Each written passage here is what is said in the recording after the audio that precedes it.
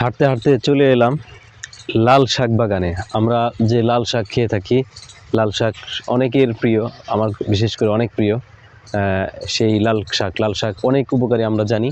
তো আজকে আমি হাঁটতে হাঁটতে এদিক দিয়ে হাঁটছিলাম, হাঁটতে হাঁটতে লাল খেতে চলে এসেছি। লাল শাক বাগানে। এখানে অনেক লাল শাক, দেখুন খুবই সুন্দর। এই তো লাল শাক, এগুলো মূলত খুবই সুন্দর, দেখতেও সুন্দর এবং খেতেও মজা। তার কারণ হলো এগুলোর ভিতরে কিন্তু তেমন একটা সার দেওয়া হয় না। আর আমাদের যে আমরা যেগুলো সাধারণত খেয়ে থাকি সেগুলোতে অনেক ধরনের সার দেওয়া হয়, যার কারণে সেই রকম মজাটা লাগে না। এখানে এগুলো সারবিহীন লাল শাক। এই লাল শাকগুলো খেতে খুবই মজাদার। প্রাকৃতিক খাবারগুলো গ্রামের মানুষ সবসময় খেতে পারে। ওয়াও, এই পাশে দেখা যাচ্ছে উস্তা গাছ। আমি আপনাদেরকে দেখাচ্ছি। এই তো এই পেছনটাতে এটা হচ্ছে উস্তা গাছ, খুবই সুন্দর।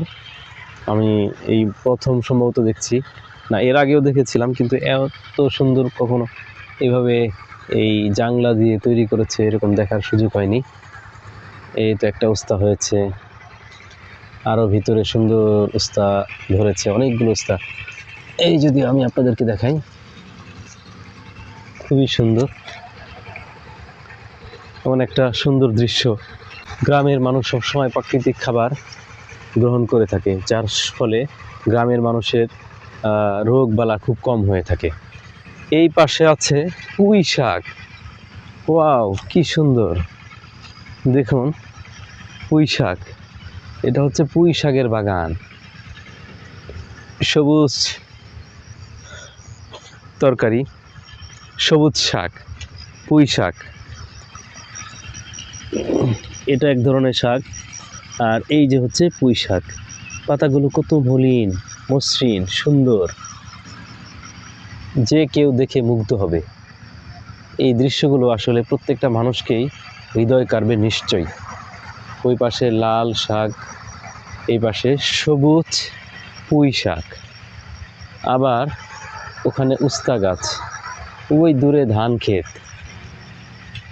খণ্ড খণ্ড ধান ক্ষেত, ওখানে কিছু, ওখানে কিছু, আবার এই দিকে ধানগুলো কাটা হয়েছে।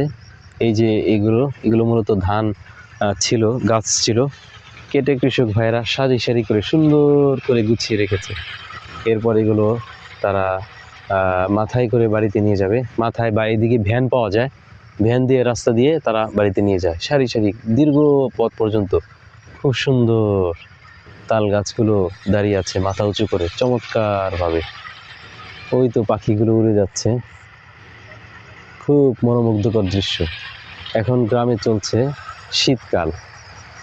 শীতকালের এই সন্ধ্যাবেলায়, প্রায় সন্ধ্যা ঘনিয়ে আসছে, এই মুহূর্তটা আমাকে খুব আনন্দ দিচ্ছে। আলহামদুলিল্লাহ, সুম্মা আলহামদুলিল্লাহ।